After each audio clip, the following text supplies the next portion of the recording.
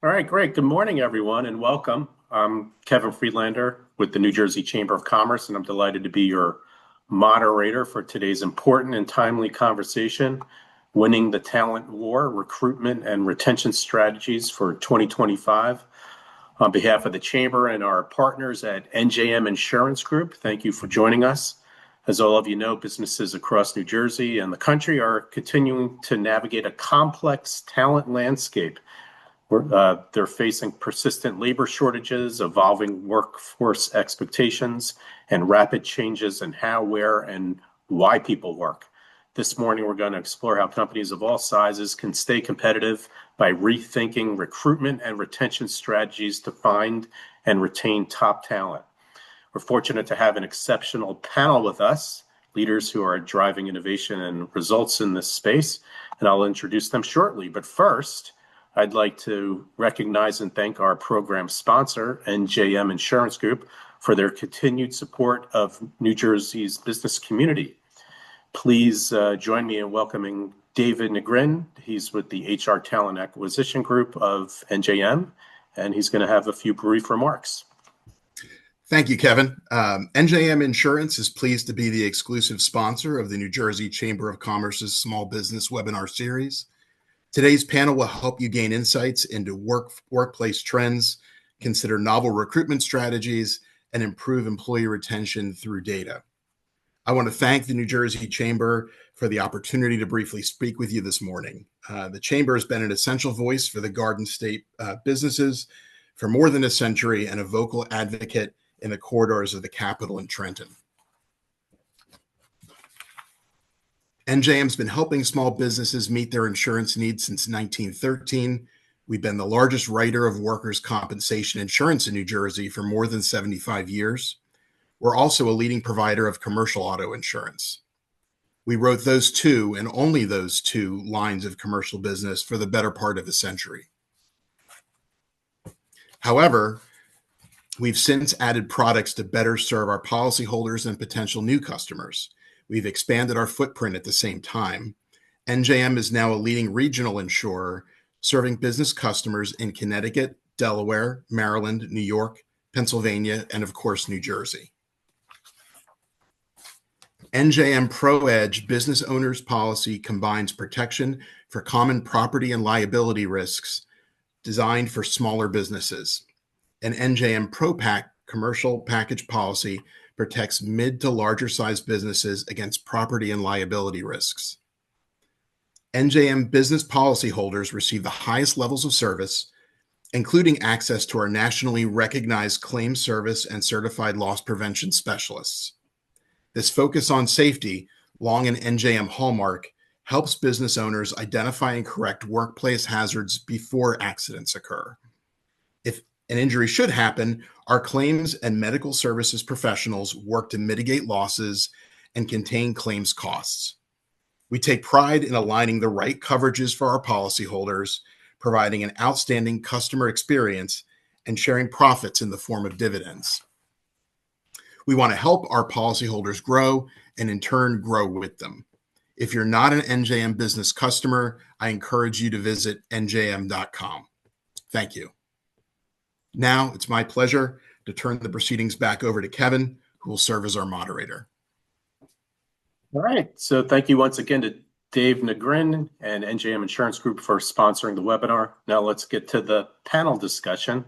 Today we have with us Christina Broderick-Royes, CEO and founder of Intention Elevation, and Lindsay Dischley, practice group leader with CSG Law Employment Group. Lisa Johanning, the Senior Vice President, Director, Talent Management at Fulton Bank, and Nick Malefyt, the President of Master Search Solutions. So why don't all of you briefly introduce yourselves and explain why you're an expert on this topic? And we'll start with Christina. Thank you. Good morning, everybody. Happy Wednesday. I am Christina Broderick-Royes. I am the CEO and founder of Intention Elevation. We are a national consulting and strategy firm that helps people and organizations to navigate growth, reconnect to what matters most, and build systems that support long-term impact and well-being. And so we partner with schools, companies, nonprofits, emerging leaders so that they can live, lead, and serve with more intention. Okay, Lindsay. You're on mute, Lindsay.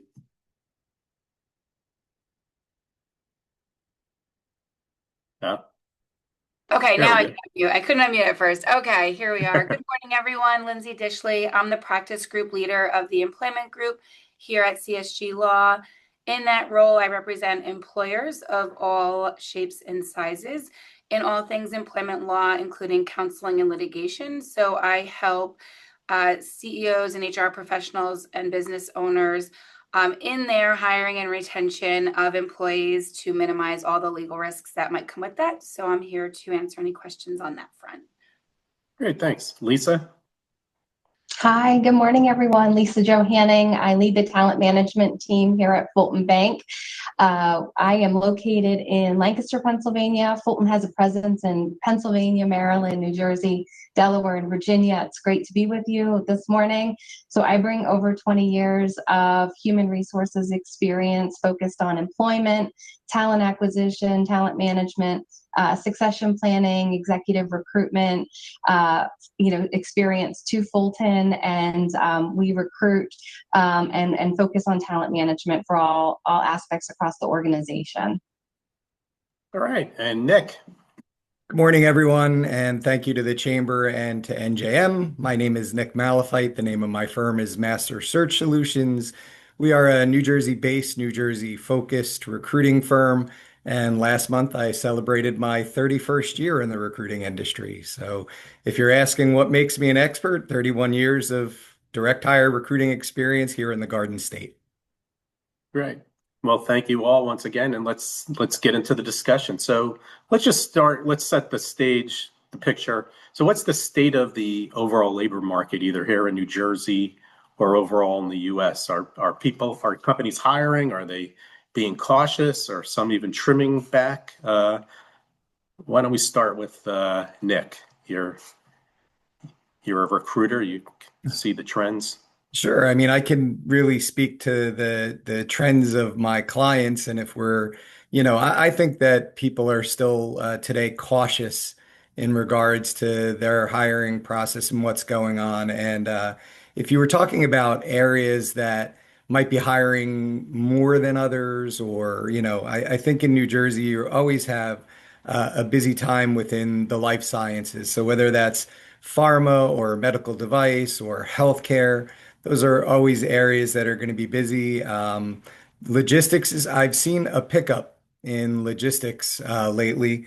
And then also all of my professional services, my mid to large size professional services firms are all hiring. So whether that was on the accounting side or on the attorney side.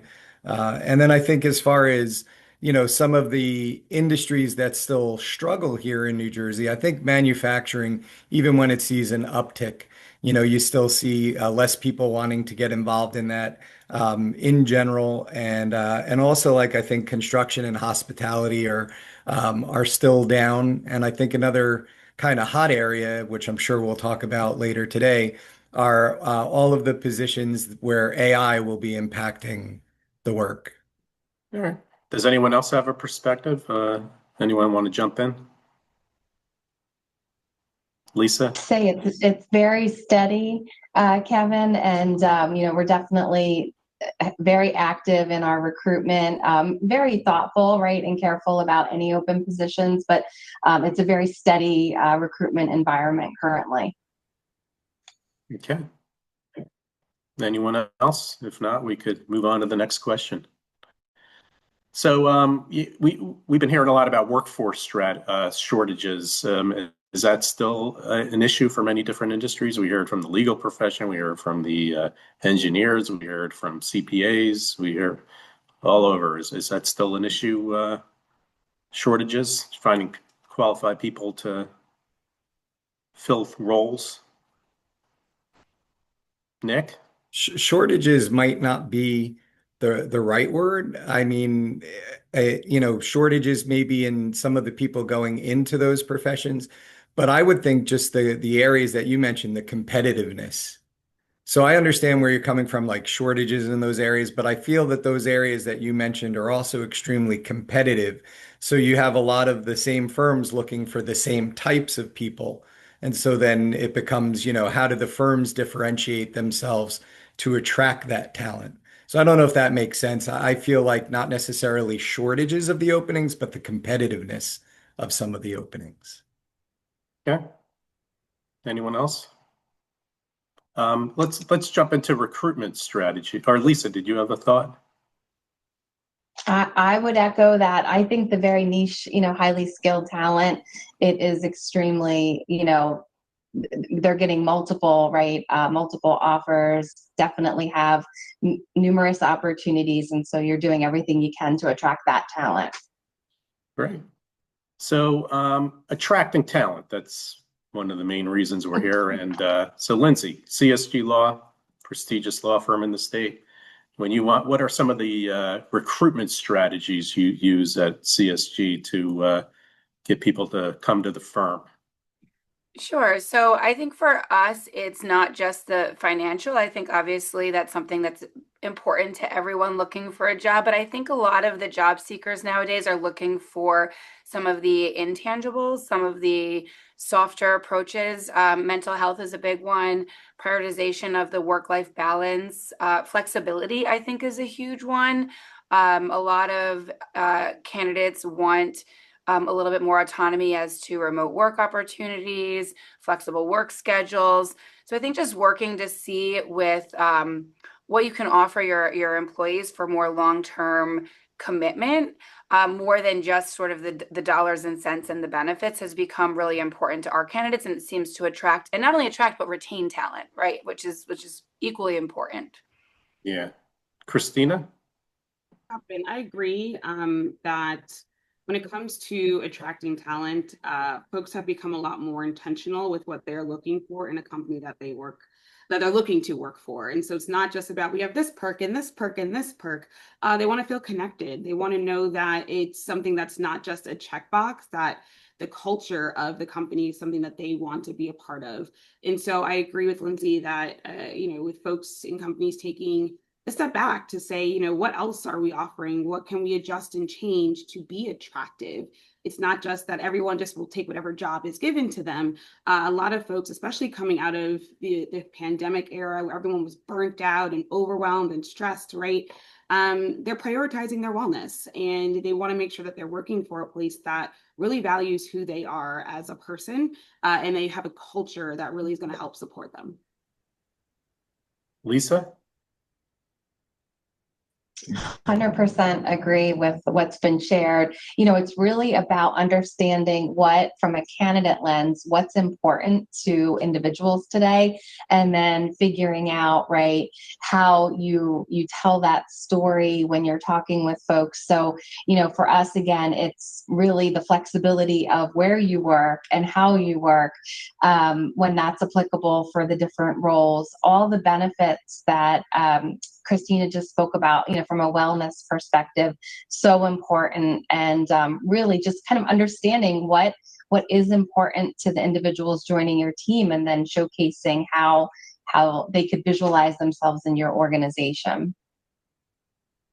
And Nick, you get to talk to people who are looking to join companies in all different industries. So what's your thoughts on this? Well, I'm going to take a step back, and as I don't want to repeat anything that anybody said, Kevin, and I think the original question, I think like unique ways for companies to find people. So when it comes to recruiting, that's what recruiting is, and I kind of have like a dirty dozen, if you will. So this might be like my longest time to talk, and then I'll be quiet and I'll let everybody talk for the rest of the way, because this is my thing, right? Recruiting 30 plus years. So here's how you find people in today's market outside of job postings. So everybody's going, well, where do I find these people? And then, oh, well, we post the job. That's wonderful, but when the posting strategy doesn't work, what do you do? So here's like my dirty dozen real quick.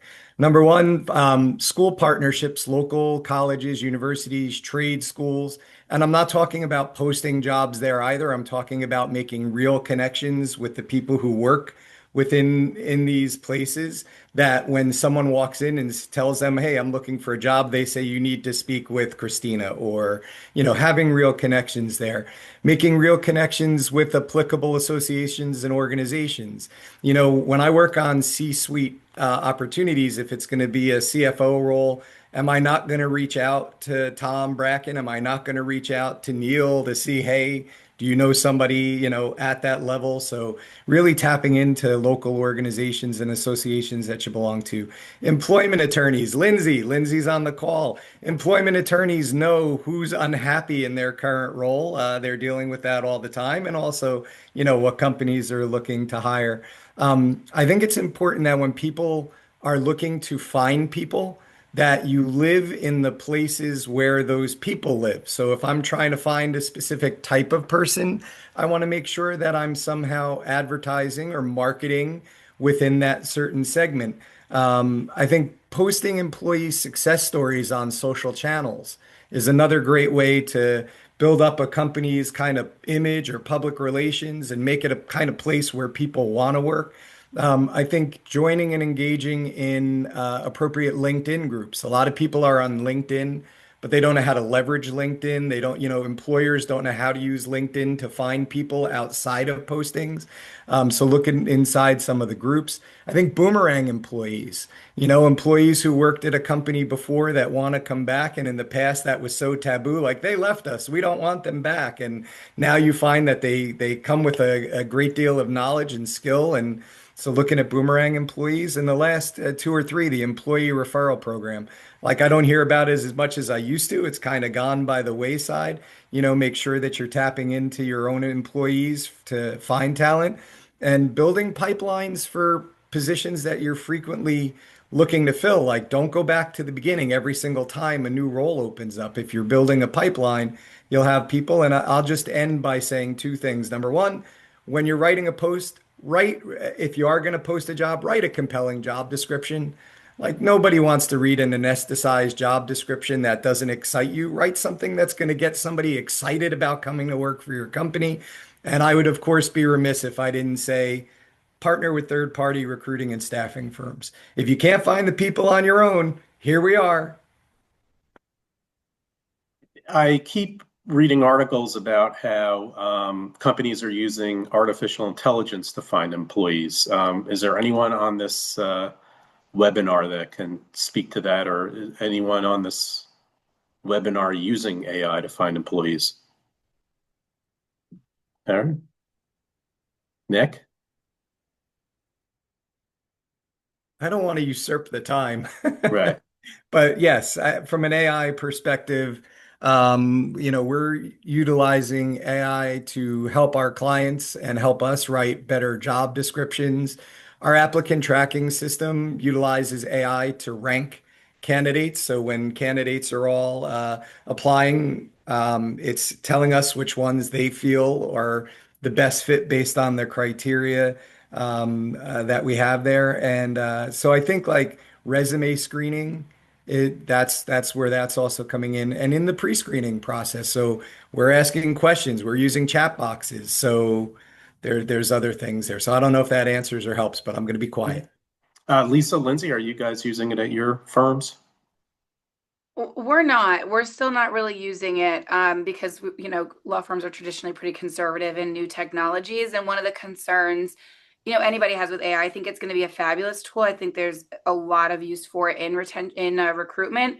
The concern I think we have is that input in is input out. So if there's any humans are putting in the prompts, right? So if there's anything in that's whether conscious or subconsciously biased, you're going to get biased results. So there is a risk that all employers should be cognizant of. Not to say that it's happening. I think there are amazing benefits, but you do run the risk of when you have these AI tools reviewing resumes, that there could be some inherent biases. So I think just from a law firm conservative perspective, we always are sort of the last to jump in when we make sure it's been vetted by all other industries, because it really is just the same thing as a human input in, input out. So we just always want to vet things carefully. Okay. Anyone else? I can share that, from our perspective, right, there's a tremendous amount of work going into research and understanding, around AI and how it could be leveraged or utilized. We keep it very personal, being a community bank, and from a talent acquisition perspective, we are reviewing resumes. Humans are behind all of our recruitment activity. And again, very conservative approach there, making sure that we can understand the skills that align to roles that folks are applying for, and really having that personal touch that's important to us. So that's our current state here at Fulton. We've kept the personal connectivity live. Okay. I was going to add, similar as Nick was saying, in terms of like the job descriptions, and when you're looking for folks, I think sometimes people struggle with how to position their role and position their company effectively, especially based off some things that we were saying, right? And so I've talked with folks around, well, let's pull all this together, that the data that you have, the amazingness that you do, and leverage AI to better structure it so that it is more appealing to the folks that are reading the job description. So I can't necessarily speak for the resumes and screening, but even for the drafting of the job descriptions and how you're positioning your company, positioning the role, it's been helpful for folks who kind of get stuck in their own head around this, and being able to really think about, well, who is going to be the reader, who is the ideal reader, the ideal candidate, how can we position this in a way that they feel excited to want to apply to this job, and being able to get a little support there. Okay. I'm also reading a lot of articles about, since it's June, you got a lot of college graduates out there. Number one, how do you attract, college graduates to the different organizations? But number two, a lot of the articles are saying a lot of entry-level type jobs for college graduates are being wiped out due to artificial intelligence, and artificial intelligence is doing some of those basic tasks that entry-level employees used to do. Are you guys seeing any of that? Well, I guess the first is college graduates. How do you good group to tap into, and how do you do that? I could kick us off if you'd like. Sure. Just on a attraction front, right? Those partnerships with the colleges and the universities and all of our nonprofit partners, and really just leveraging the network.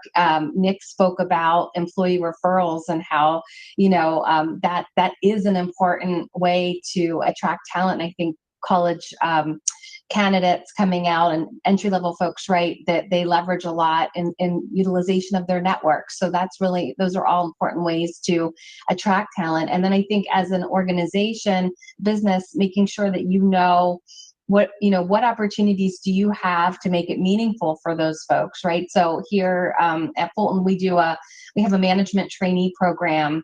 We have a lot of different types of internships that we could have folks join us while in college, and then our goal is to be able to convert them, obviously, if they have interest after graduation, to join us and look for opportunities there. So I think really being creative with what kind of opportunities do you have that you're sharing with folks on how could they join, how can they stay connected to your company while in college, and then giving them that meaningful opportunity and interest to be considered, and then really kind of leveraging your workforce to share, this is how we attract, so that as they're out networking in their communities, that message is heard, and individuals are really interested in the opportunities. Okay. Anybody else? I can jump in as well. So we do a good amount of work within the education space. I, many moons ago, used to work at Rutgers University supporting some of our graduating seniors. I'm currently an adjunct as well and teaching folks in the collegiate landscape. And so I'm frequently connected to the collegiate atmosphere. And students do want to work. I think there's a false narrative that folks think that the young people don't want to work and they just want to take all these shortcuts. There's a lot of folks, a lot of them that are really hungry to work. And so when we're thinking about also the competing AI landscape, it's how do we then focus on the softer skills that AI can't do. And so when I'm talking with students or my team and we're doing work with students or with the staff, we're helping the graduating students, we're talking about the actual leadership skills. We're talking about the customer service skills, the people skills, the things that AI and a computer can't do, right? If they are talking one-on-one with the client or they're learning how to work within the community, they need to have these skills. And so for when we're doing that work, we're talking with the students about it. And that could be something that you're emphasizing when you are doing some recruiting, right? Those are the things that you're looking for, as well as what does the pipeline look like within your organization? And so nobody wants to job hop per se. And so can they come into your organization and get trained in skill and additional skills to support their growth within your organization? And being able to name that up front for them so that they can see what they can become when they're able to work with you, when they're able to be within your organization. And so focusing on those softer skills rather than those more technical skills, depending on, I guess, if you're an engineer, I guess there's not really, their technical skills are technical skills, but depending on the market, focusing on those softer skills, but then also what does it look like to upskill them while they are working within your organization? Is there mentorship? Is there community service that they can be involved in? The younger generation is a lot more attuned to the impact. And so being able to speak to that, right? It's not just about what we're doing here. How does this impact the community at large so that they can feel connected to a larger mission? Right. Let's switch over to retention. So we talked about hiring. You found some good talent. They're with the company now. I just read an interesting statistic that 1 in 4 new hires won't make it past their first year. And we all know how much time, money goes into hiring new employees and onboarding and all that. So why does that happen? And what can companies do to keep employees? Talk a little bit about the onboarding process and why are 1 in 4 new hires not making it past the first year? So let's talk about retention now. Lisa, do you want to start? I am happy to start on this topic. So, I think it comes back to that employee experience, right? So, all the things that Christina just described that folks are looking for, how is your organization making that come to life? And we really focus on making sure that what we describe before they join the team is very realized, and they're feeling that environment, that culture that we talked about, that they're feeling that and seeing that. Because if folks aren't, right, they're going to make a move, they're not going to stay. So really focus on making sure that the employee's voice is heard, that they have opportunities to share feedback, whether it be through new hire surveys, employee engagement surveys. Perhaps there's focus groups or listening sessions within the organization. We have our leaders go out throughout all of our markets and have these conversations to really understand, what's on the employee's mind.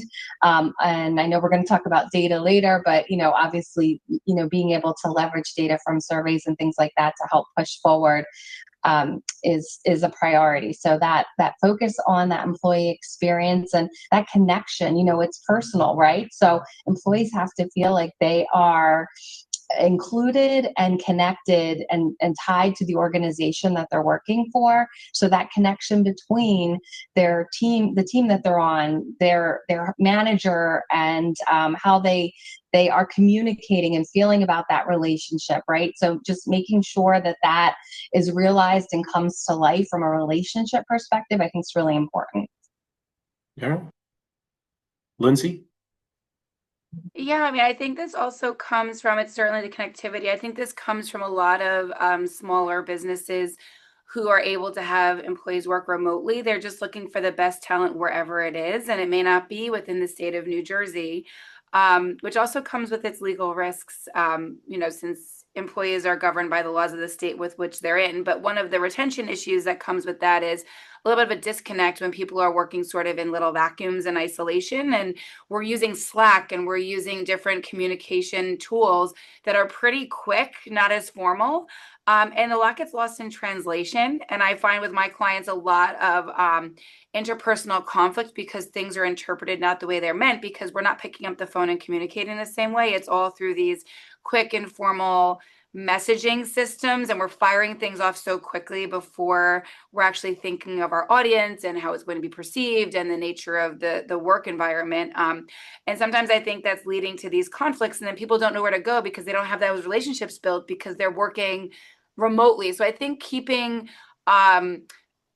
voice conversations, having in-person just get-togethers to get to know people on an informal level actually goes a long way, because when you understand someone on a human level, you're going to not take things so personally. I think that minimizes conflict, and then conflict that just festers right in the workplace. I'm finding a lot of that just misunderstanding and miscommunication just because of the way we're all working just a little bit differently. And when we're working with people who are in different states and different backgrounds, we're all coming from different environments. So it's just a little bit trickier to sort of develop the relationships when we used to just work across the office from each other. And I can add on a huge piece of the work when we are sitting down with clients is really about how do we take a step back to really be more intentional. So one thing you need, Kevin, was like the onboarding. We can get, we can say, oh, we need to fill this role. We're overwhelmed. We got to get this filled. We put out the job description and go through the interviews, right? But we didn't think about the onboarding. We weren't intentional around, well, what are the 30, 60, 90-day markers? How do we make sure that when they come in, they feel secure, they feel supported over the course of the first 30, 60, 90 days? Who's in charge of that? And it doesn't have to be the boss, right? Who's checking in with them? How do we just start being more intentional with the experience than just getting the role filled? Because I think that's what's happening with such high turnover so quickly, is that when people are coming in, right, they went through the interview process and they were excited, but now they got bombarded with tasks. There's not support, even though they were told that there was support, because now everybody else is overwhelmed, and they don't feel set up for success.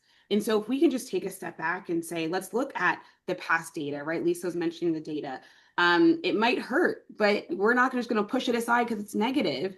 How can we really take a look at the feedback that we've been getting and be more intentional around thinking through each part of the process, from the job description to the onboarding to what we are offering for the entire employee experience? I think if folks just took a step back and allowed more intention to lead, I think that can be really beneficial. And really thinking about, how do we want people to feel? How do they want them to experience our company so that they can stay, rather than just focused on, we need to get this task done and we need someone to fill this position to meet the client needs, because then we end up in the place that we are in. And just to kind of dovetail on what Christina said a little bit, in taking a step back, like I found from a retention standpoint, in the very beginning of, let's say, an employee's like life cycle, they find that the company isn't leading up to the culture that was promised to them. So that employee value proposition isn't there anymore. So grass is greener, I started, and now it's nothing like you told me it would be. Culture-wise, forget about I'm not feeling supported in my role itself. And so I think that in the beginning, you see a lot of that. And then towards the end, I feel like a lot of people feel like they kind of plateau.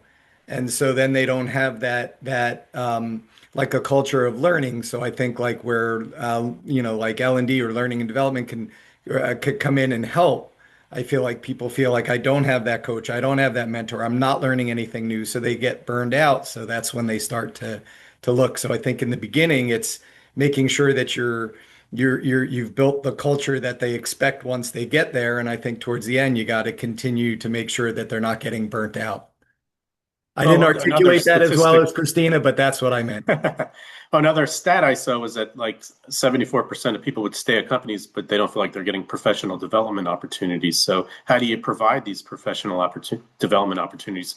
Maybe the job doesn't allow for that, or maybe it's not a big company where you can move around for different opportunities, professional growth opportunities or positions. So how do you make employees feel like they're growing in their careers to keep them longer? It can happen outside the company, right? That if they are coming to you saying that they found a conference, that they found an event that's going to help with their professional development, is there a budget line item for them to be able to go there and do that and bring that learning back to the company? Well, so you may not have the opportunity within your organization. Maybe you don't have an L&D department. You don't have people that are directly for the professional development. But that's part of what you offer, is that they have a PD budget for them to be able to go to different experiences to learn on their own and bring that learning back to the company. I've had some really cool ones where folks would go away, they come back and they might do a presentation for their team, right? So it's not just staying with them and in their little notebook, that they're actually sharing out what they learned and how they plan to apply this to their role to really help the company. And so it might just take a little bit more creativity around what PD looks like, and being able to tap into the community resources that are also available, right? That maybe you can't think of something, but tapping into folks like myself or other people who can really help you think through, what does my team need? Am I asking my team what they need, not just assuming, and then thinking through how we can make sure we can get that available to them. Lisa? Add on, it is such a key part, in terms of the impact to retention and engagement, that professional development, that upskilling, listening and understanding employees and their career aspirations. And you may or may not be able to see that path, within your organization, but I think even just kind of chunking it out to understand where could you help them develop and how could you get creative to really offer that. Again, if you don't have, a large learning team or resources readily available, what could you do to get creative if you know that there's, another employee that's really skilled in a certain area?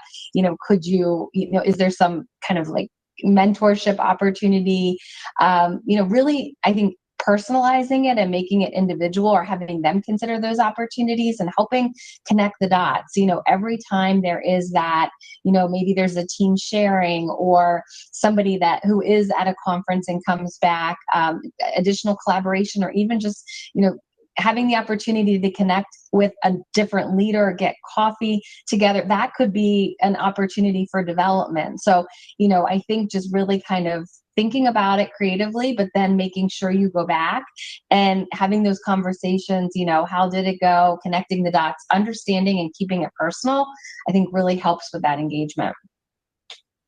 Okay. Lindsay? I mean, this is certainly unique to our firm. This isn't even my clients, but we do a lot of this even internally. We have so many different practice groups, and we rotate and give each practice group an opportunity to present to the rest of the firm. What are you doing? What are you specializing in? It's great for cross marketing for our firm, but it's also great for us as attorneys to understand what everyone else is doing and their expertise. It's helping us grow professionally. It's helping them showcase their skills, and it also, again, internally gives mutual respect. So I think when other people know what other people are doing, you can learn, right? When you know the skills or of what your other colleagues are doing.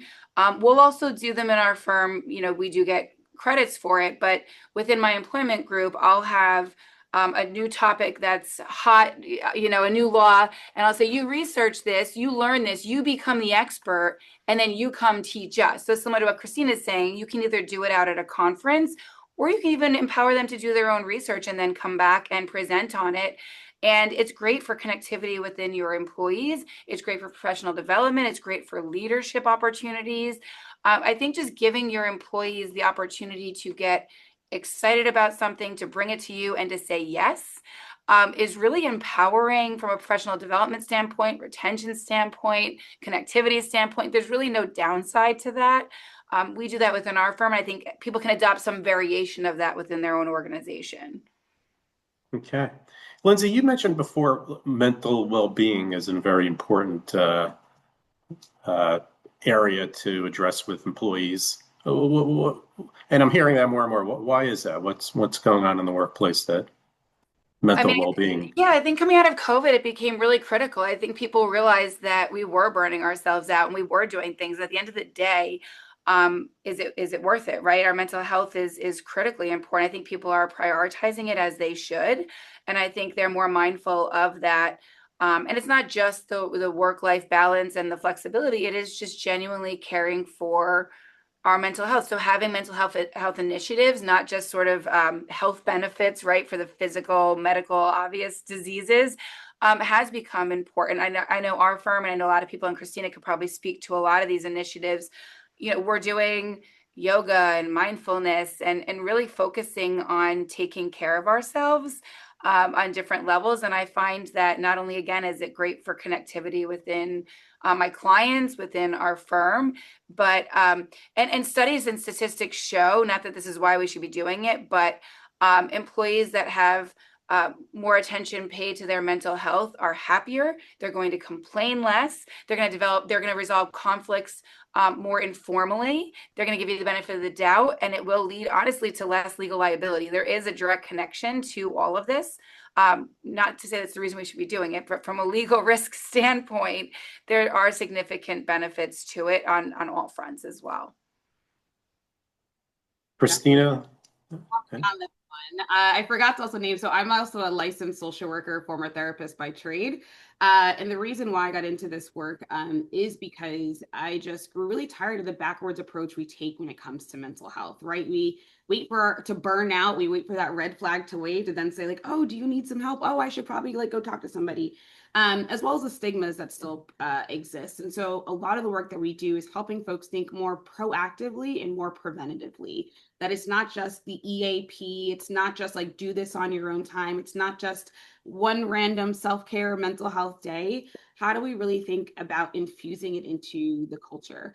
Because everybody has mental health, right? It's not just when we're suffering. It's not just when we're struggling. And so how do we really start being more intentional around caring for our employees? We've heard, unfortunately, where folks are like, well, that's not our problem. They need to handle that on their own time. Well, what is your problem is when they leave. And now you're spending all this money trying to get new people into these roles. And so one of the things that we do is really, we just talked about professional development, is really helping folks to redefine how we're doing personal and professional development. Yes, we're learning about new skills and new things related to our industry, but how do we start to infuse the well-being into the different ways that we are connecting and learning about each other and learning about our different industries? And so it's no longer just a perk. It really is a critical foundational part of every single organization, right? In terms of how are we really continually thinking about the mental health and the well-being of our employees, and not just keeping it as a checkbox, right? Having this one person come in and do a lunch and learn and saying, yep, we did it, here you go. Really thinking about weaving it into the DNA of the organization. One thing I just want to add really quick from a legal standpoint, one thing I'm seeing a significant increase in is clients calling me saying, I don't know what to do. One of my employees just reached out and said something's going on in the workplace and it's impacting their mental health. And one thing employers need to realize is, that triggers the interactive process, right? And now we need to have a discussion with this employee as do they need an accommodation, because mental health is a disability. And it's a really tricky one for small businesses because it's a gray area and we want to default to appreciating that it is a disability.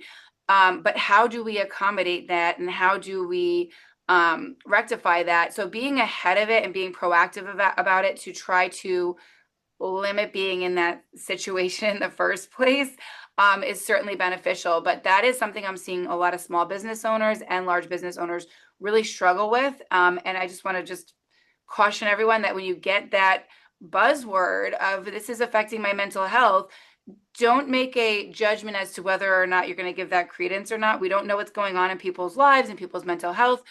It's really important to treat that seriously and to make sure that we are doing what we need to do from a legal standpoint, not just a human standpoint, because there's a lot of risk if we don't address it properly from the outset, from a legal standpoint as well.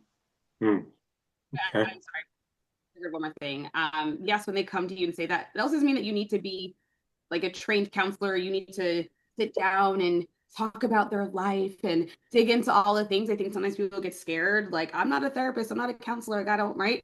It really is just connecting. Are we intentionally connecting and with our employees and having the conversations and showing that we care? And when they do come to us, as Lindsay states, right, not passing it to the side and saying, I hear you, thank you for sharing that. Let me make sure I can get you connected to the right resource so that you are best supported. Sometimes that's all it takes, rather than just kind of pushing it to the side. Yeah. Quick, so you have an employee, and how do you determine whether or not they're a flight risk? What are some ways that you can connect with employees or sort of determine whether or not you should be worried or not? I know we talked about using data, or is it just simply sitting down with your employees, scheduling regular one-on-ones to check in? Who wants to, Nick, do you want to jump in on that one? Yeah, I'll start with like stay interviews, making sure that you're touching base with your employees, not only the exit interview if they're leaving, but get to it before and have those periodic check-ins to make sure things are going well.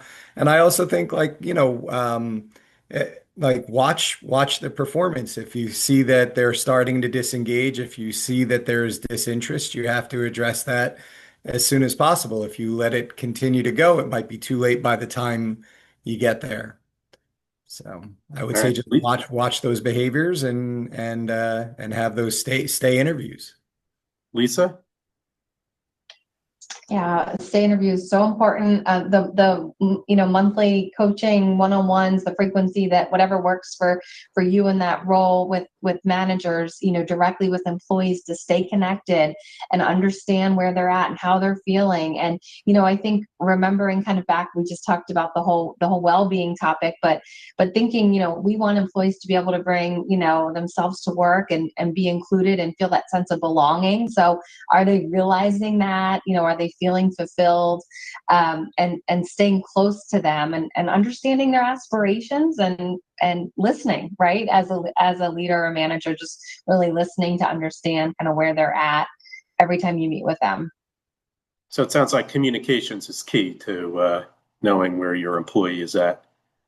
Believe it or not, we only have like 7 or 8 minutes left. I just want to, Kevin, yeah. real quick. I think that like nobody on this call, of course, but I feel like a lot of employers have lost empathy. And I think that employers need to be reminded to be empathetic and to be understanding. And I feel like, when we're talking about like stay interviews, or we're talking about coaching or mentoring or meeting with people, not everything is a 30, 60, 90. And I think we have to understand that everybody is unique in their own way. And as leaders or as managers of people, people need to kind of see what's going on with their people on an individual basis and respond accordingly. I would just say be more empathetic to the people who are out there that I feel like the pandemic kind of coming out of it, people are starting to get a little crazy again. Yeah. And empathy goes back to the communications. Lindsay, is there anything, since you're with a law firm, is there anything employment law as far as hiring or retention that our I think viewers should be aware of? Yeah, I think it goes with communication. It's transparency, right? We now have a lot of laws in place to ensure transparency that we want to be really mindful of. Pay equity has been around for a long time in New Jersey, but now we also have pay transparency. So I think employers, especially when they're small employers, especially if they're going to be in growth stage, we want to make sure that we're complying with all the laws. They now need to disclose salaries. We can't ask about prior salaries.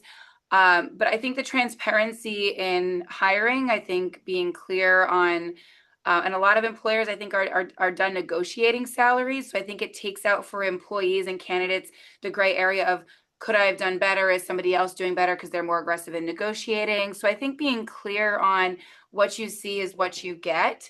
The laws are sort of guiding us in that direction, but if we're proactively doing that, I think that's a really important thing to stay legally compliant. And also I think that's great for retention, because people want to know that they're being paid and treated fairly, and having it an open book of, here's your pay level, here's your level, you're going to be paid in this range, and keeping it out in the open and clear, I think goes a long way as well.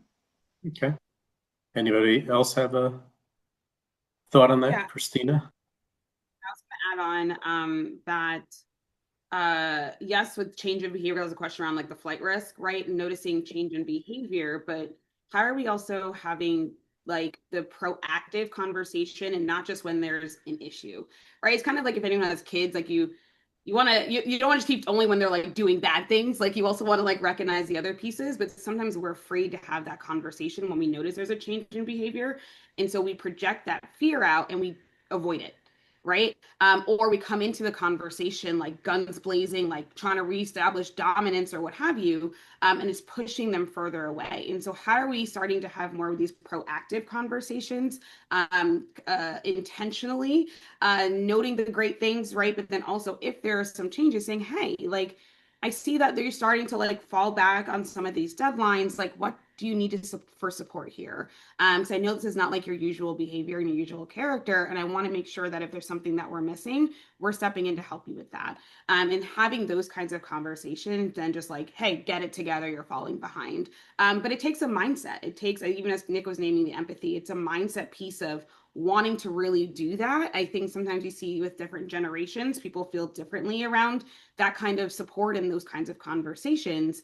But if we really want to address what's going on in the marketplace and address what's going on with retention, we have to have the mindset of saying, yeah, this is not how it was when I was younger and how I went through the job first, but it's different now. And so I have to adjust as well, making sure that I can have a workforce that feels that they are supported and that they belong, as Lisa was naming too. And recognition, that's very important. And sometimes we're moving so fast, we don't recognize our employees when they do good jobs. Is that a major thing, recognition? And what can employers do to recognize their employees? Doesn't have to be big, right? It could be something small. Lisa? Yeah, I think understanding how employees like to be recognized is probably, one of the most important things you can do, as a manager, because, you go to naturally, I think, how you like to be recognized, and realize not everybody is the same, and that's really important. So I think, from an employer side, we try to get really creative and have employee recognition programs and shout outs and kind of ways to do virtual high fives and things of that nature, just to let folks know that you're thinking about them, and really kind of showing your appreciation openly goes so far with so many employees. So I think getting creative around what works for your business and organization to implement those different creative ways to recognize. And it's not always about the next promotion, although that's great too. There's a lot of little things that can be done to make it a large impact. Anybody else? All right.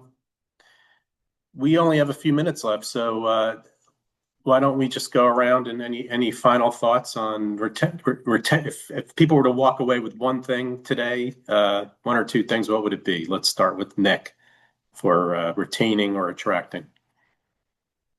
I'll stick on the retaining topic. And I mean, you pretty much touched it, just employee recognition.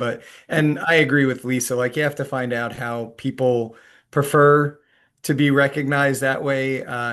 For me, if I were to give one thing, it would be just the social awareness. So like posting on social media success stories, if people are open for that, because more people can see it. And then if more people feel that that's the type of culture they'd like to belong to, it could be good to attract talent, but it also could be good for the person that's on the receiving end of, look what I did and look how my company is recognizing me. All right, Lisa, final thoughts. Yeah, I'd say underscore on both attraction and retention, culture is a differentiator. So, tell your story, know your culture, communicate that story so others can see and want to be part of it. But then when they are, you have to make sure you're delivering, and you have to continue that engagement and that focus to ensure that experience is being felt and that the culture, is realized to folks on your teams. Okay. Christina? It would be to remain flexible. I think where folks get in trouble is that they try to keep doing things as they always have been done. And if there's anything I think we've learned in the past 5 years, a lot of unprecedented things continue to happen. So if we can remain flexible and adaptable and stay in that mindset, saying that let's continue to review what has happened, where are things now, where do we want to go, what are people responding to, what are they no longer responding to, and really be intentional around that, I think folks will fare really well. And then, of course, because of my work, making sure that we're continuing to center the mental health and well-being of their Okay. employees. Lindsay? Always the lawyer ends on like doom and gloom, right? But I'll try to do a happy spin on it. I think my takeaway is in all my, decades of doing this is that people that feel heard, happy, and satisfied don't sue. So I think maybe that's my happy spin on it. So I think just getting ahead of it, I think everyone's echoed these great sentiments. And then I would just advise that, trust your gut as an employer. If something you're not sure of, or if you feel like something's going on ahead of time, I have clients calling me for what I'd say is gut checks all day long, quick 2-3 minute calls, like before you make a decision. If you're not sure, you're questioning it, use your resources, tap into your resources, whoever that may be, and don't feel like you're on your own. Sometimes it's always good just to bounce ideas off of people, and come up with creative solutions from somebody else who might have, seen it. I've seen it before, and numerous other clients, and I could tell you how it plays out, good, bad, and the ugly. But yeah, I think that'd be my takeaway, is that people that feel really satisfied and heard and appreciated in the workplace are not the ones that are going to sue you. So, if we can do all those things proactively, we're going to help ourselves on the back end. Okay, great. Let's try not to be sued, right? That's the goal. So we're at time. So thank you all for joining us this morning for an insightful and engaging discussion. And thank you to Christina, Lindsay, Lisa, and Nick for sharing your time and your expertise. Once again, I'd like to thank NJM Insurance Group, our sponsor for today's program, and thank you for your continued commitment to New Jersey's business community. And of course, thank you to our NJM representative for joining us this morning. And finally, thanks to all in the audience for your participation. And we will have another NJ Chamber webinar in the fall, yet to be scheduled, so look out for it. And everyone have a great day. Thank you. Thanks, everyone. Bye.